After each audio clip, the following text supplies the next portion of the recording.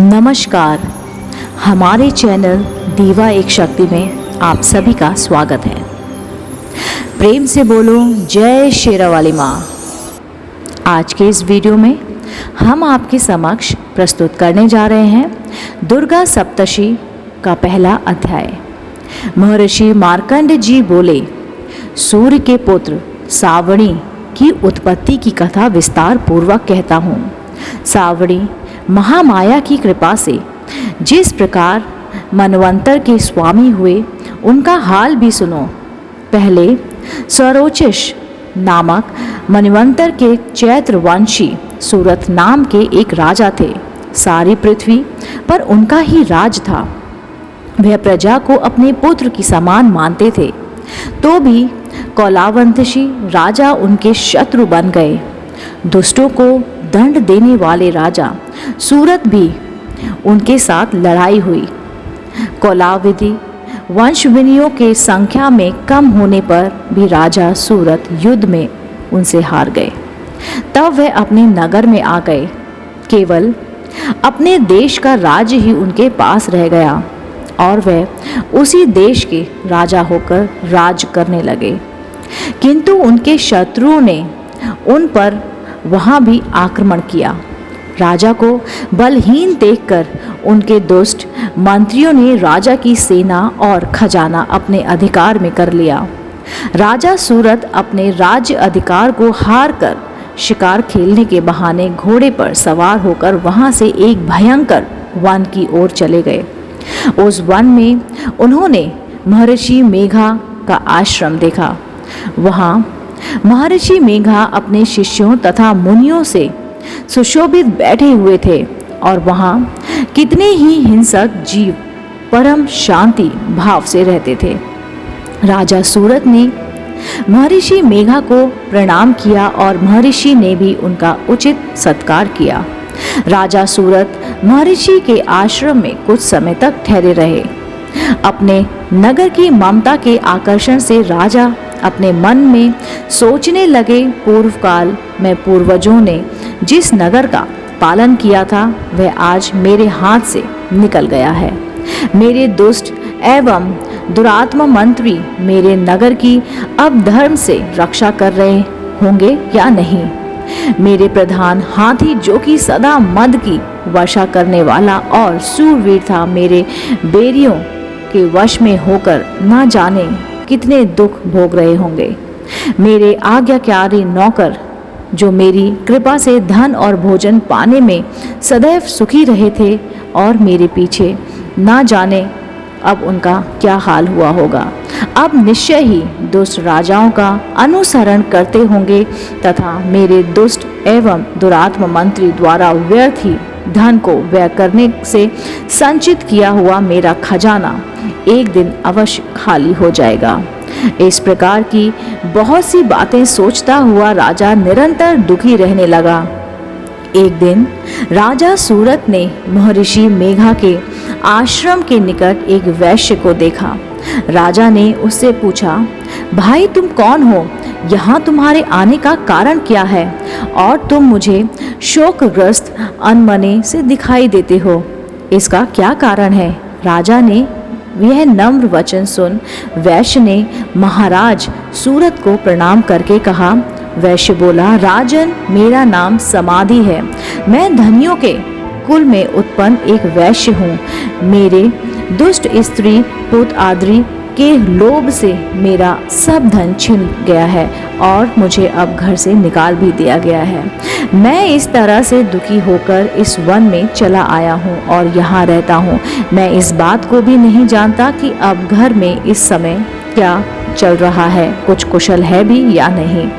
यहाँ मैं अपने परिवार का आचरण संबंधी कोई समाचार भी नहीं पा सकता कि वह घर में इस समय कुशल पूर्वक हैं या नहीं। मैं अपने पुत्रों के संबंध में यह भी नहीं जानता कि वह सदाचारी हैं या फिर दुराचार में फंसे हुए हैं। राजा बोले, जिस धन के लोभी स्त्री पुत्रों ने तुम्हें घर से निकाल दिया है, फिर भी तुम्हारा चित्त उनसे कितना प्रेम करता है। वैश्य ने कहा, मेरे विषय में आपका ऐसा कहना ठीक है, किंतु मेरा मन इतना कठोर नहीं है। यद्यपि उन्होंने धन के लोभ में पकड़कर पितृ स्नेह को त्याग कर मुझे घर से निकाल दिया है, तो भी मेरे मन में उनके लिए कठोरता नहीं आती। ए महामंते, मेरा मन फिर भी उनमें फंसा हुआ है, मैं क्या करूं? इस बात को जानता हूं कि मैं नहीं वहां पर जा सकता। मेरा चित्त उनके लिए बहुत दुखी रहता है। मैं उनके लिए लंबी 2 सांसें ले रहा हूं। उन लोगों में प्रेम नाम को नहीं है, फिर भी ऐसे ही स्नेहियों के लिए मेरा हृदय कठोर नहीं होता।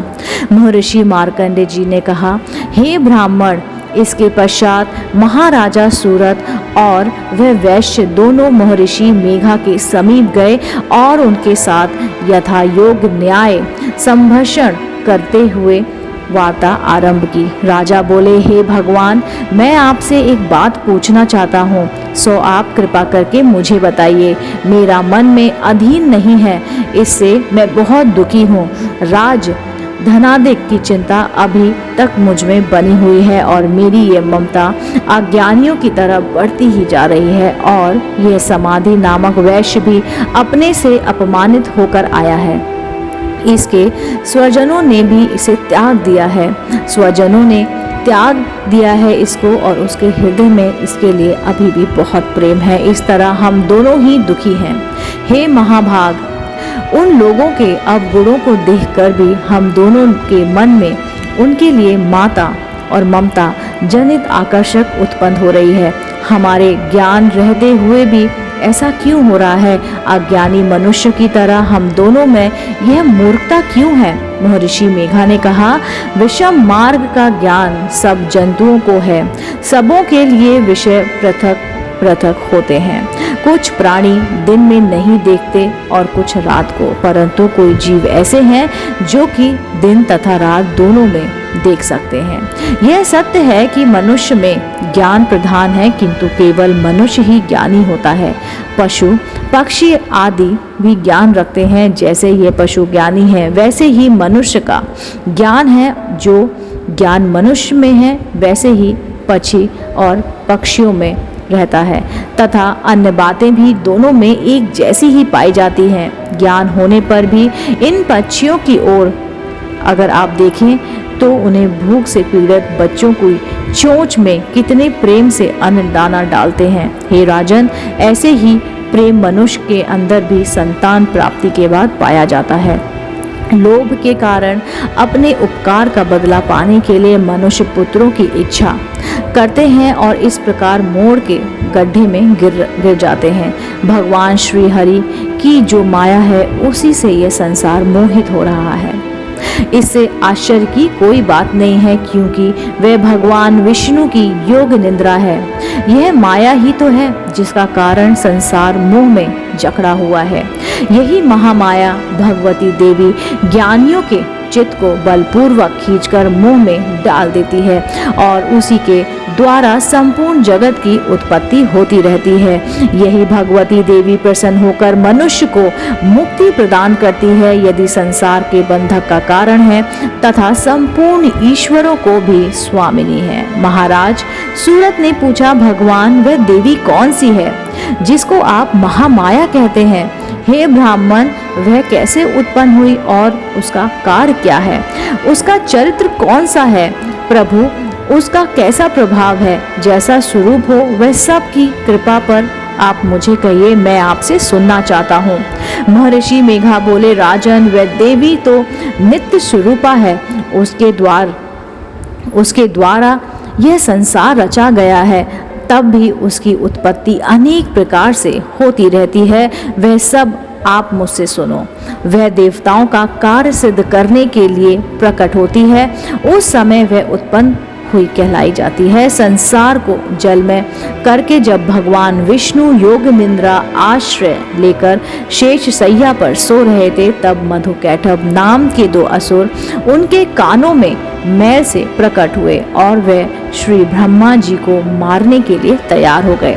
श्री ब्रह्मा जी ने जब उन दोनों को अपनी ओर आते देखा और यह भी देखा कि भगवान विष्णु योग निद्रा का आश्रय लेकर सो रहे हैं, तो वे उस समय श्री भगवान के जागने के लिए उनके नेत्रों में निवास करने वाली योग निद्रा की स्तुति करने लगे।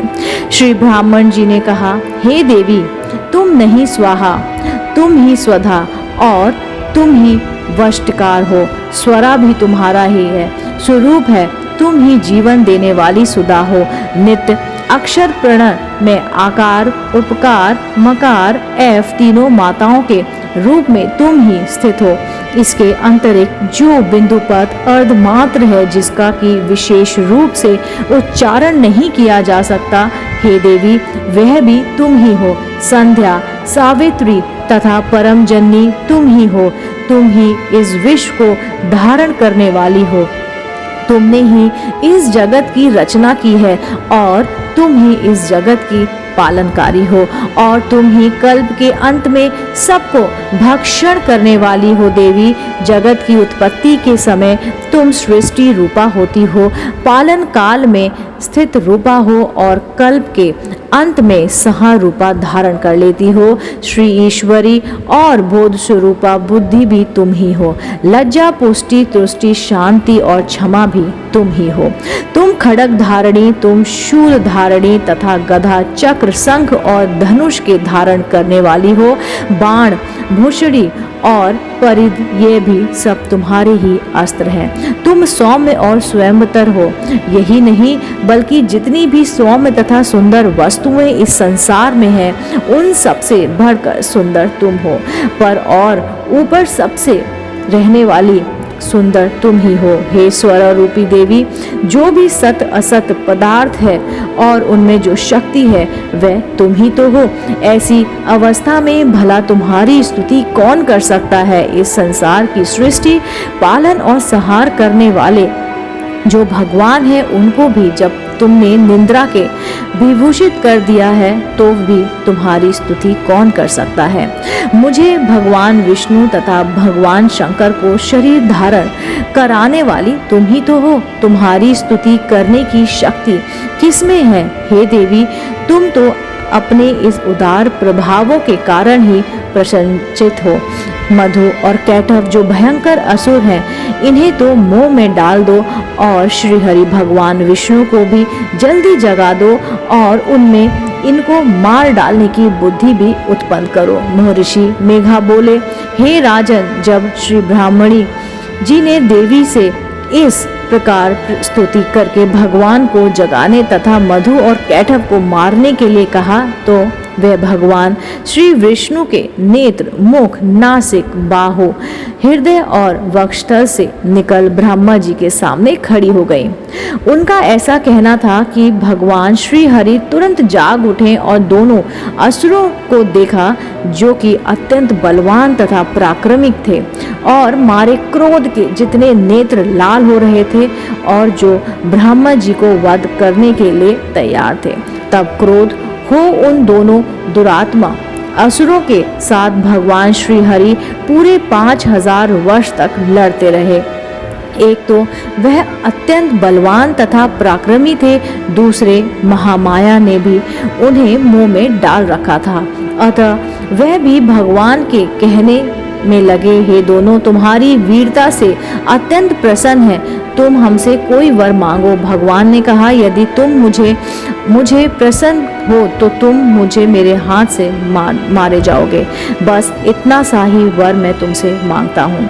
यह दूसरे वर से क्या प्रयोजन है। महर्षि मेघा बोले, इस तरह से जब वह धोखे में आ गए और अपने चारों ओर जल ही जल देखा, भगवान श्री हरि तो कहने लगे, जहाँ पर जल ना हो, सूखी जमीन हो, उसी जगह हमारा वध कीजिए। महर्षि मेघा कहते हैं, तथास्तु कहकर भगवान श्री हरि ने उन दोनों को अपनी जांघ पर लिटाकर उन दोनों के शीर काट दिए। इस तरह ये देवी श्री ब्रह्मा जी की स्तुति करने पर प्रकट हुई थी। अब तुम से उनके प्रभाव का वर्णन कहता हूँ, सो सुनो। दोस्तों, पहला अध्याय यहीं पर समाप्त होता है। नवरात्रि का पहला दिन आप सभी को बहुत बहुत मुबारक हो।